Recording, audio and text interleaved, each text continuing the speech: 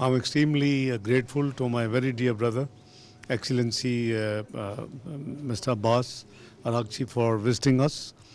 Yes, you are right. The lot of challenges are facing this region as well as global challenges. We are all watching. Iran itself is deeply involved in the last few weeks with the negotiation with US on very important subject of national importance, and we are watching and following up the progress. We wish all the best and a positive outcome for the shared prosperity and peace and safety of this region as well as the global community.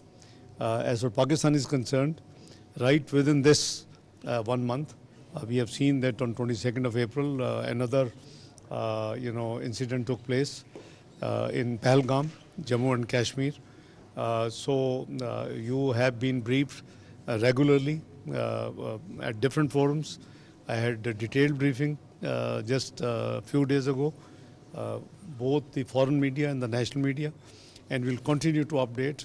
You will be finding us in next day or two on the floor of the National Assembly to walk the nation through all the efforts which we are making, because Pakistan has nothing to do with this incident. Number one, Prime Minister Shehbaz Sharif has made it a public offer that we welcome any international, transparent and independent probe in the incident of Pahalgam to establish the facts. Our offer is very much there.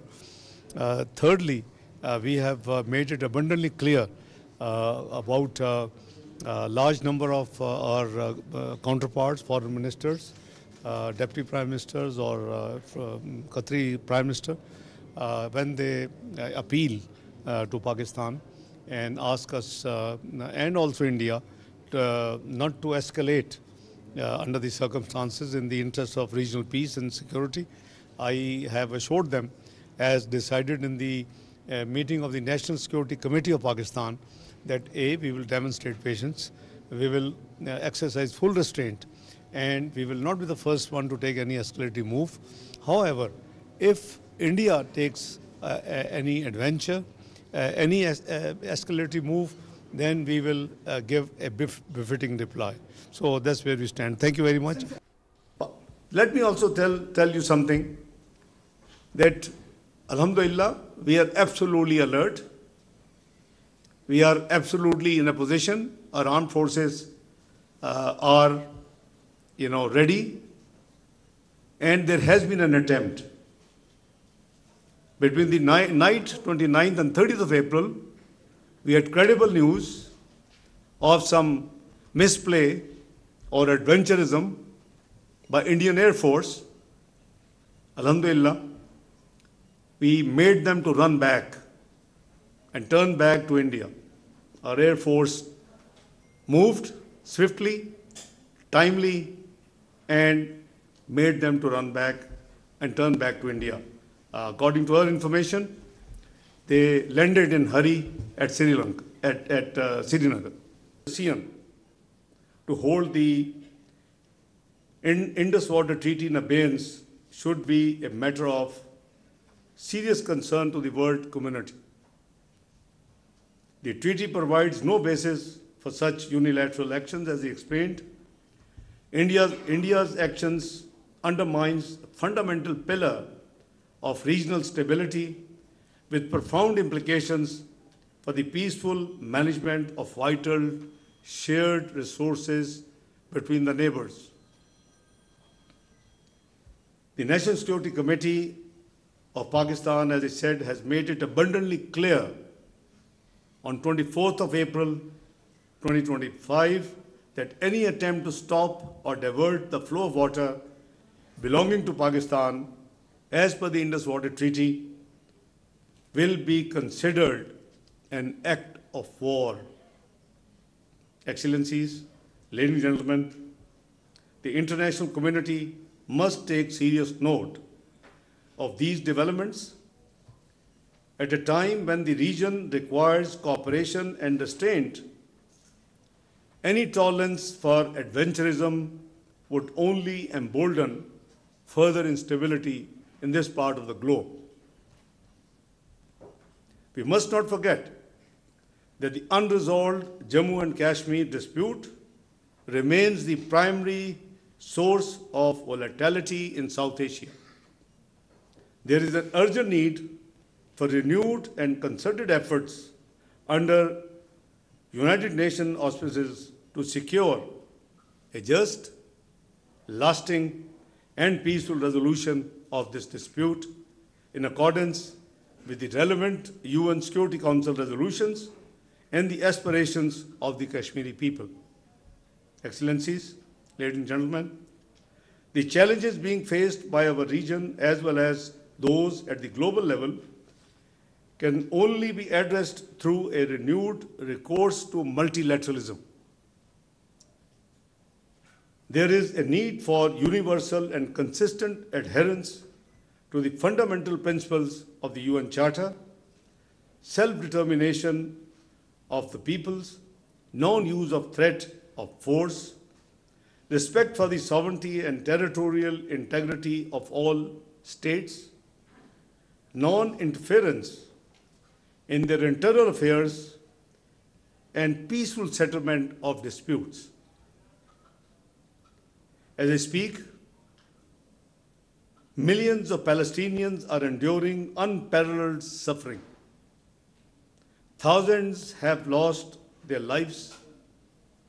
Many more have been injured, and millions have been displaced. Humanitarian aid is being deliberately denied to millions in dire need, and humanitarian workers are being targeted with impunity. You have seen what's going on with UNRWA. You must speak and speak with one voice to demand an immediate and permanent ceasefire in Gaza and ensure free flow of humanitarian assistance and lifting of all barriers. We ourselves have been experiencing this problem.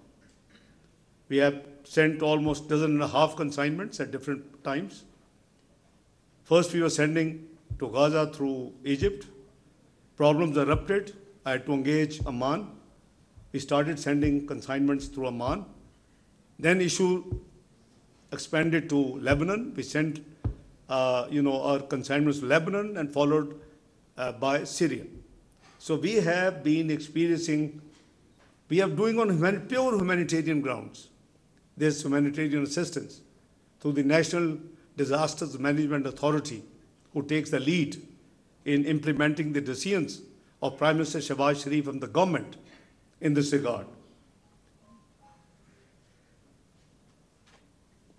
So I personally believe that lasting peace in the region cannot be achieved without allowing Palestinians to exercise their inalienable right to self-determination for a viable, secure, contiguous, and sovereign state of Palestine on the basis of pre-1967 borders and with Al-Quds al-Sharif as its capital, in accordance with the relevant UN resolutions.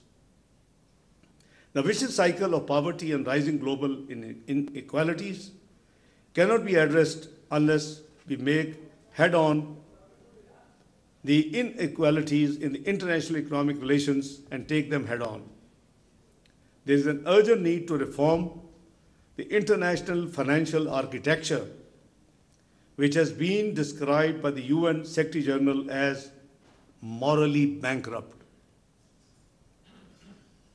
Those who have the supply of resources and those who require the resources, there's a huge gap.